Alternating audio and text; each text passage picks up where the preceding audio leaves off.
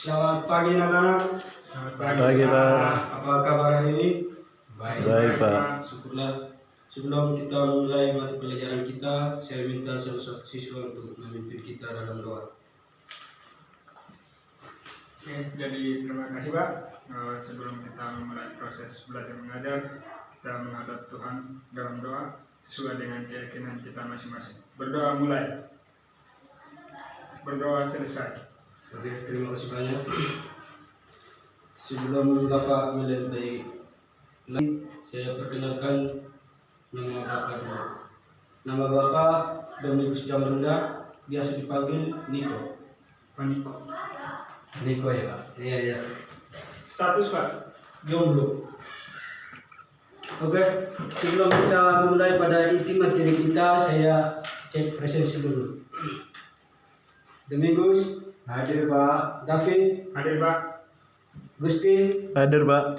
Oke, mungkin pada hari ini sudah hadir semua. Oke, kita langsung saja pada inti materi kita hari ini tentang kekuasaan fungsi dagang Aceh.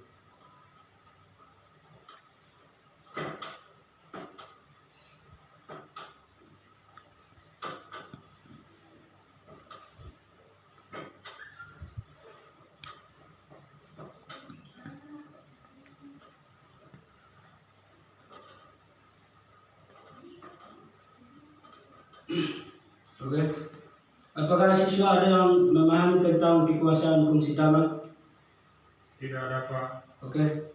Coba Bapak di sini menjelaskan tentang kekuasaan fungsi dagang VOC. Fungsi dagang VOC itu misalkan kedatangan orang-orang Eropa ke dunia timur. Nah, antara lain untuk mendapatkan keuntungan dan kekayaan mereka.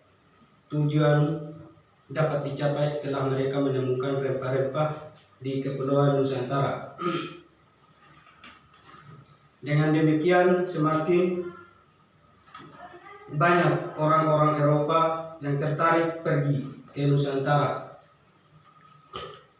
Mereka saling berinteraksi dan saling meruap keuntungan dalam berdagang. Misalnya pada saat itu negara Spanyol bersaing dengan Inggris. Nah, contoh yang paling sederhana itu yang pertama seperti Inggris mendirikan sebuah gedung. Nah di situ mereka mendirikan sebuah gedung itu untuk memperluaskan perdagangan rempah-rempah. Pada tahun 1600 itu Inggris membentuk sebuah fungsi dagang yang diberi nama East India Company atau EAC. Fungsi dagang ini kantor pusatnya berkedudukan di Kalkuta. Kalkuta ini di setiap kebijakan Inggris di dunia timur. Nah, di situ mereka menemukan pada perdagangan antara negara-negara asing untuk memajukan perdagangan mereka. Mungkin hanya itu saja tentang kekuasaan fungsi dagang VOC. Apakah anak-anak ada yang ingin ditanyakan? Belum ada Pak. Oke, kita lanjut pada materi yang kedua.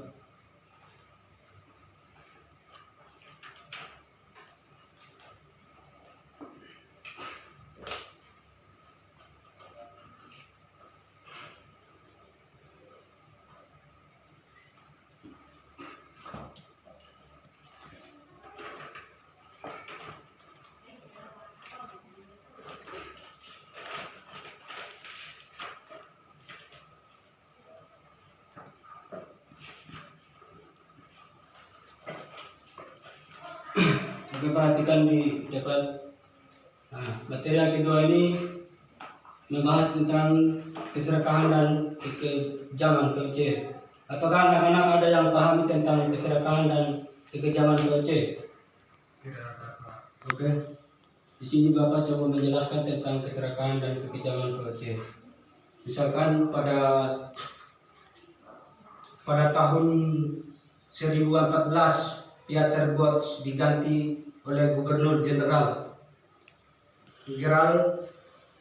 Nah, di situ ada berjalan 1 tahun digantikan Gubernur Jenderal yang baru ini diyakni oleh Lores Real pada tahun 1615 sampai 1619.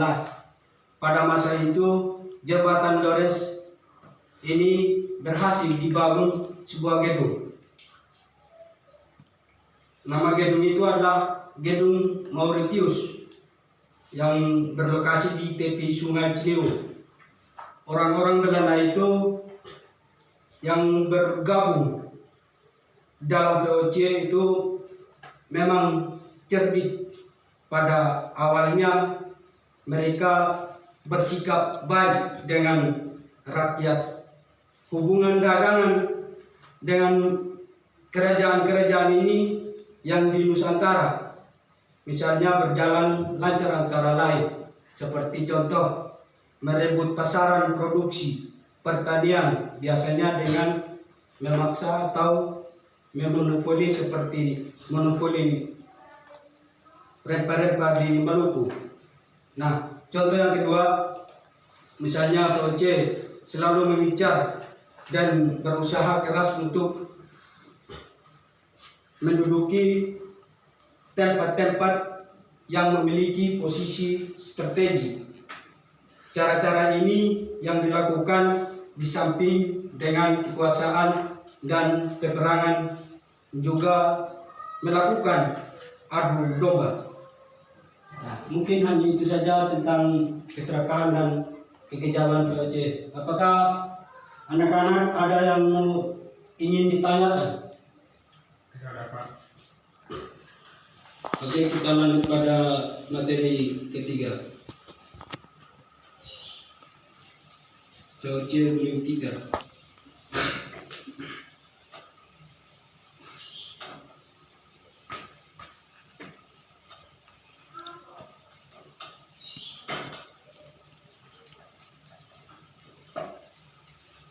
Oke, perhatikan demikian anak-anak.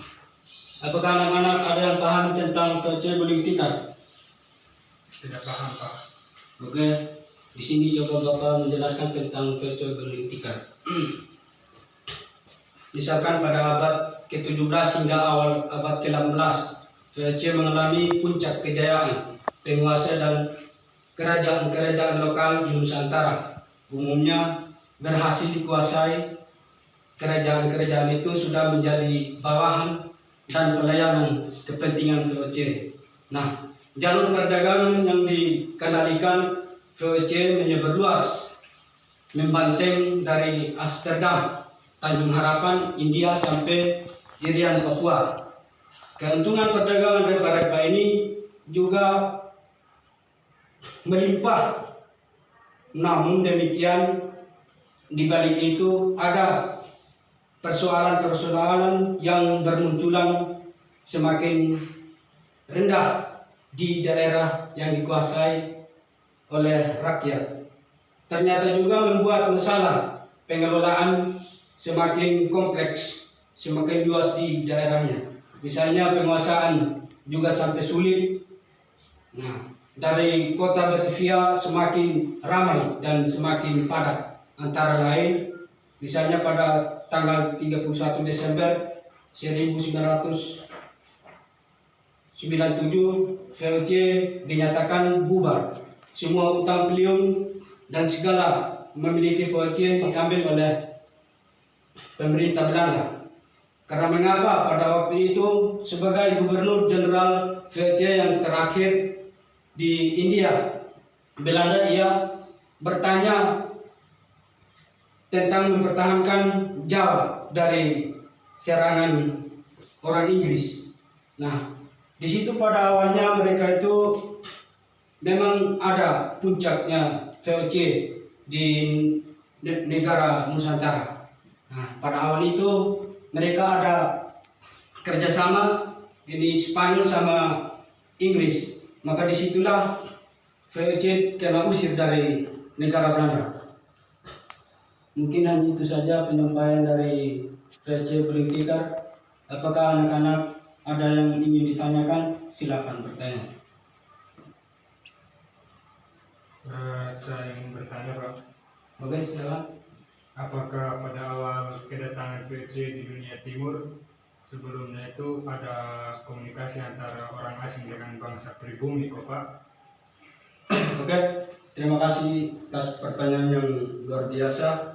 Nah, memang pada awal itu ada berkomunikasi secara individual sebelum mereka masuk pada dunia timur. Mereka itu saling berkomunikasi di antara Indonesia Timur. Misalnya negara asing itu berkomunikasi dengan Indonesia Timur.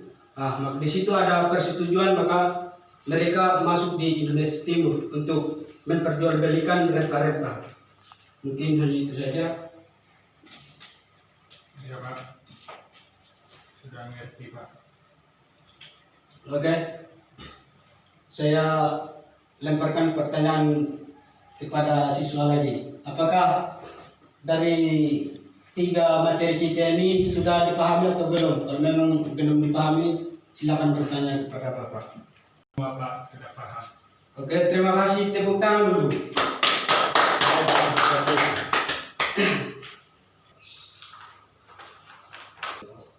Oke anak-anak, kalau memang anak-anak sudah paham semua materi kita tadi, saya kasih tugas sekarang ya.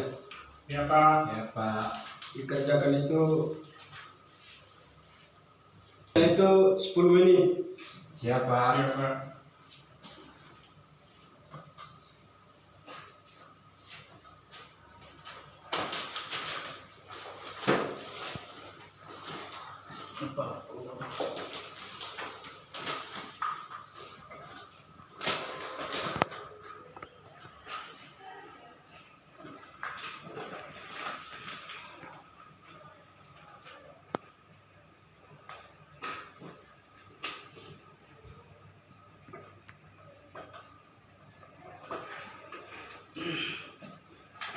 Oke, soalnya jelaskan awal kekuasaan VOC.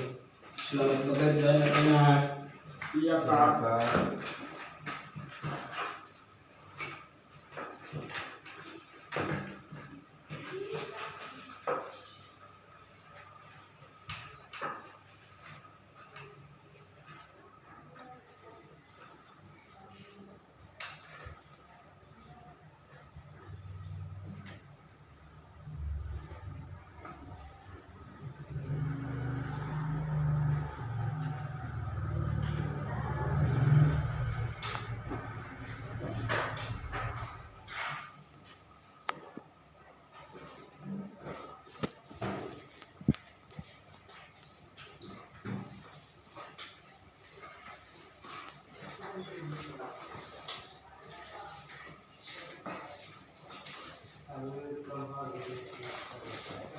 Sudah, Pak.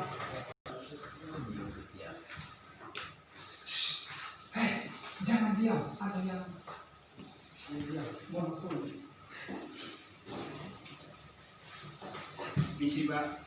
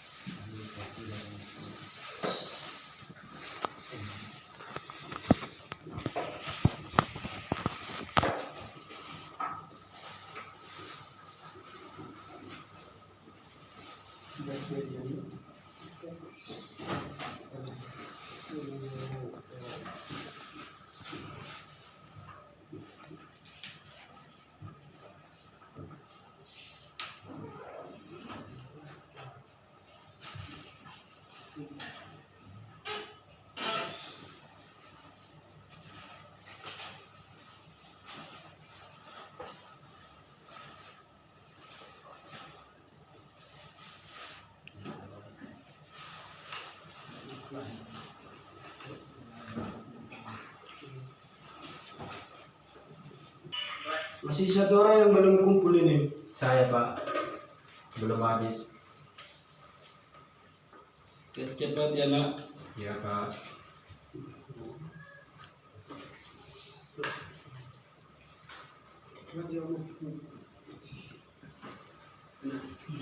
Pak kau betul.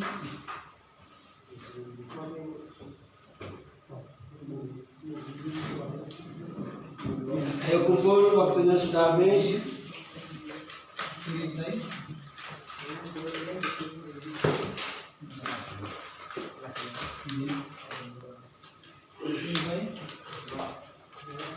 Oke anak-anak, minggu depan baru kita bahas tentang soal ini ya. Soalnya waktu sudah mepet. Nah, sebelum Bapak akhiri pertemuan ini, saya kasih tugas atau PR buat anak-anak. Nah, tugasnya itu resume dari bab 1 sampai bab 3. Ya Pak. Ketik apa? Kalau yang punya laptop silakan ketik, kalau yang tidak punya laptop ya tulis tangan. Siapa?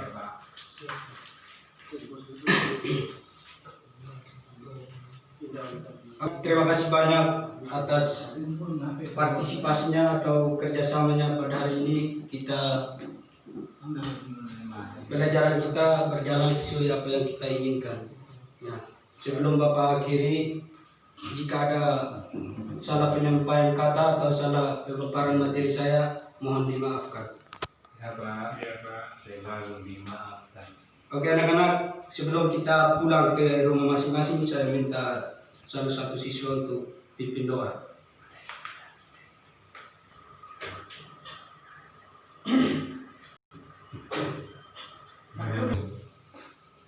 Oke, sebelum kita kembali ke rumah kita masing-masing, kita patut panjatkan puji dan syukur. Oleh sebab itu, saya akan membawakan doa dalam ajaran agama Katolik.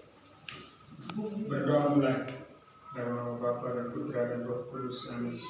Allah Bapa, Allah Putra, Allah Roh Kudus, patut kami panjatkan puji dan syukur kepadamu karena dari pagi hingga pada saat ini kami anak-anakmu mau pulang ke rumah kami masing-masing. Kiranya Bapa, Engkau jaga serta lindungi kami dalam perjalanan agar kami boleh tiba sesuai dengan kehendak-Mu di kedua sisi orang tua kami masing-masing. Allah Bapa, Allah Putra, Allah Roh Kudus, sebelum kami mengakhiri doa ini, Engkau telah mengetahui apa yang kami harapkan. Inilah doa dan permohonan kami ya Bapa, dalam nama anak-Mu Yesus Kristus, Juru dan Pelepas kami. Amin. Dalam nama Bapa, Putra, dan Roh Kudus. Amin. Oke, terima kasih banyak.